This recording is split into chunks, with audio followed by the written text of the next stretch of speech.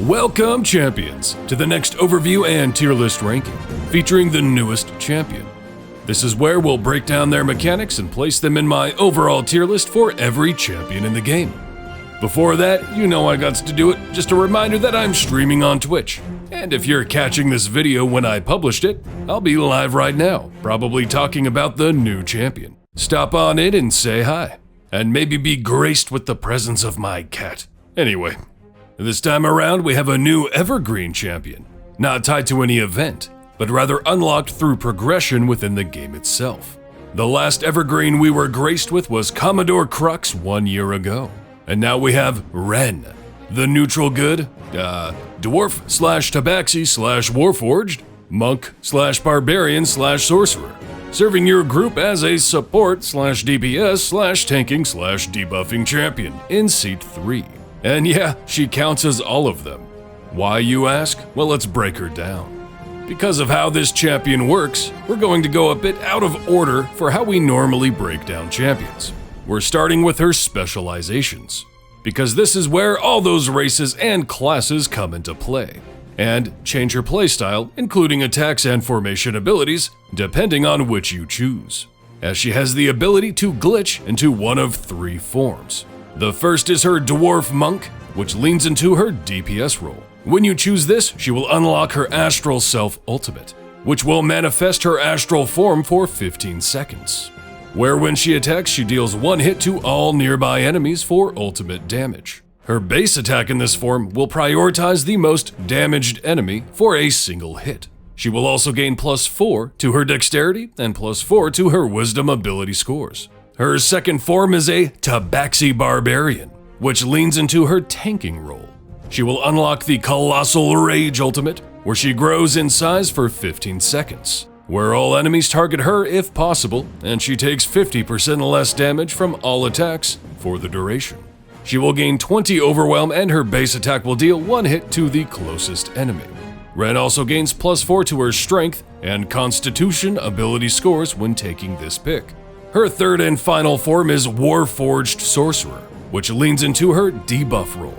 She unlocks the Time Stop Ultimate, which will freeze all enemies in time for 15 seconds, where enemies will still spawn but freeze for the rest of the remaining duration, and champions will deal 400% more damage to frozen enemies. In this form, her attack becomes a magical-based attack and hits the enemy with the most health for 1 hit. Wren also gains +4 to her Intelligence and Charisma ability scores. So now that you know how her attacks and ultimates are shaped by this choice, let's look deeper into her formation abilities. First of all, she has Slightly Glitched, where she always counts as all of her glitched forms, regardless of which one you pick for your current run, as far as restrictions or variants go. She can also be used in any Turn of Fortune's Wheel Adventure or variant, so you don't have to worry about restrictions there. Regardless of which form you take, she will offer your group Hero's Call, which increases the damage of all champions in her column and the column behind her.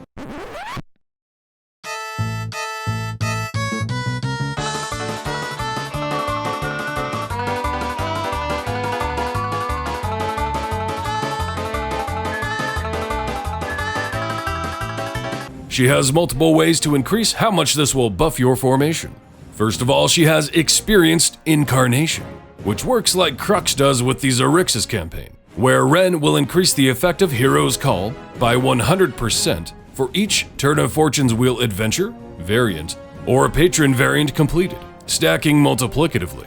While this is a very current campaign, there is still enough to complete here to give this a decent boost, with even more of a possibility of growth being so current, as there will likely be more added in the future. Now, when compared to others with similar ability, being Crux, Karlach, and Gale, she has a higher base percent to work with, which is nice since we're looking at overall less available variants to complete. However, she does not have any gear tied to giving it any boost beyond that, like the others do. She will also increase the effectiveness of Hero's Call with Instability. This one will be a bit more annoying to work with than anything else, but it will be important nonetheless. Whenever you complete an area with Wren, she will gain a Yearning stack for all of her specialization forms. For each Yearning stack she has for her current chosen form, she will buff Hero's Call by 100% additively. Yearning stacks will, generally, persist through any form of reset. However, yearning stacks for any glitch form you have used in your current adventure will have their yearning stacks set to 0 at the end of an adventure, or if she is swapped into another party. So for example, let's say you're using Wren exclusively as a support. If you use her Warforged Sorcerer debuffing form, she will be building up yearning stacks for all of her forms. But when you finish that run, the Sorcerer will be set to 0. So for your next run, you might consider using her as a Tabaxi Barbarian tank, since that will have yearning stacks now that your previous run as a Sorcerer has been set to 0, but has built up yearning stacks for the others. Or if you're rarely using Wren, but she will be used as a support of some kind for a run you do in the future, you can set her as her Dwarf Monk DPS specialization in a background party, constantly building up yearning stacks for both of her support specializations instead. So when you finally are ready to use her, she will have a lot of yearning stacks to work with. Now, even if you build up a lot of yearning stacks, keep in mind this is an additive stack, so it will taper off rather hard at a certain point and will only benefit from so many stacks realistically. It will, however, be worthwhile as another means of increasing the effectiveness of Hero's Call. And at the end of the day, all of this being said, you will still start at 0 with a specialization you previously used, but they will build instability stacks actively in the current run, so it's not like it'll be a flat 0 and completely worthless for the run if you repeat a specialization. She has 2 more formation abilities that are changed based on which specialization you pick, leaning into that role. First up is Incarnation's class, where if you are a monk, you will increase Wren's damage. If you are a barbarian, you will increase her health and scale her health even more for every 50 areas completed in the current adventure, up to 600. And if you are the sorcerer, she will debuff enemies that she attacks, making them take more damage from champion attacks. Next is Glitch Trick, where if you are the monk, when she defeats an enemy, her base attack cooldown is immediately reset. If you are the barbarian, she will increase the health of all other champions by 25% of her max health, and healing on those champions is also increased by the same amount. And finally, with the sorcerer, Wren's base attack will stun enemies for 5 seconds.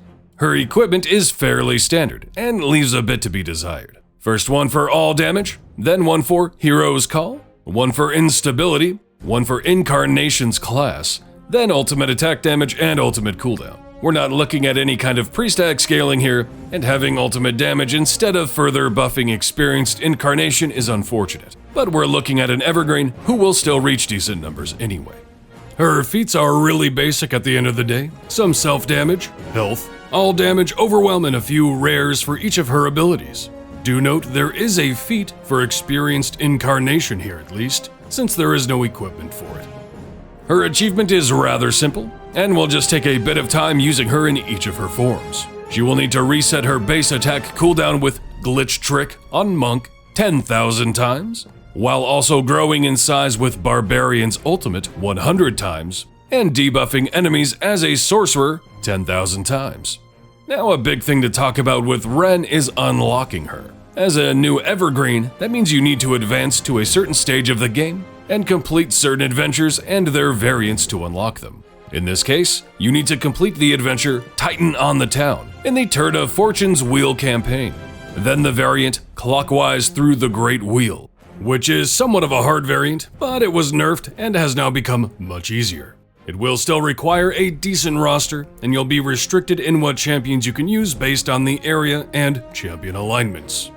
Then after that, you need to complete Twice Through the Great Wheel, which is essentially what Clockwise Through the Great Wheel was before it was nerfed. You'll need an expansive roster to cover an array of alignments, as once a champion is placed, they will be locked in the formation, and every 100 areas, the required alignment will change. All placed champions that don't qualify, that have been placed on the field, will be removed for the rest of the run. Choose who you place and when carefully. Just keep in mind, based on how it cycles, you will be back around for Lawful Good for areas 801 to 900, then Neutral Good for the 901 to 950 push. So keep those options open for the late push and don't get them locked out early. so make sure to use a seat that has multiple options and use your weaker picks for the first 200 areas. From there on, use the best of what you have available to you for that alignment for every bracket. Just be careful to not slot the true neutral champions unless you absolutely need them, as they are available anytime, but will still get locked out if you use them. They are better saved for a time when you absolutely need that power boost to continue. And always keep in mind the likes of the Dark Urge and DM and Mehen qualifying or bringing in other champions regardless when you really need to use them. Now what about her availability? It's actually about as good as it gets. She is naturally available for all patrons and every day 1 trials restrictions.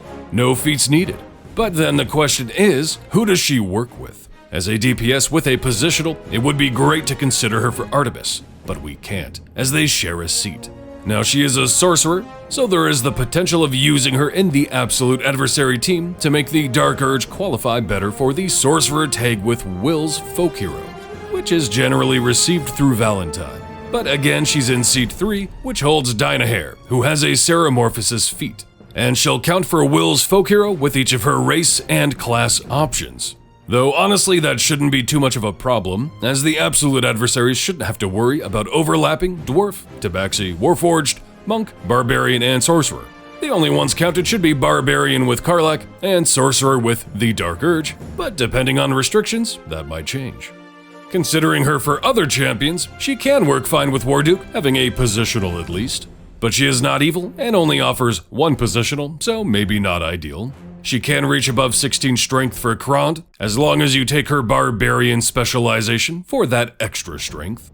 With all her classes, she still does not qualify for Black Viper's Aura of Infamy, so that's a no-go, though she does count as exotic for Ashara. As a DPS herself, she's alright, but there isn't a huge benefit in her personal DPS buff, versus just taking her tank or a debuffer for someone else, so ultimately she's likely to serve more as a support than a DPS. But like Crux, she can serve as a DPS just fine, and actually has good availability, which you'll want in a damage dealer.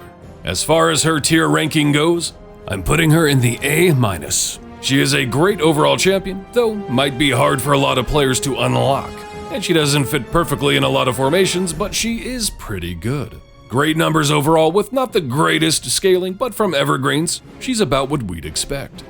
As always, thanks for dropping in. Headbutt that like, sub, and bell. Check the description to follow me on Twitter and Twitch, and check me out there. I may be live right now.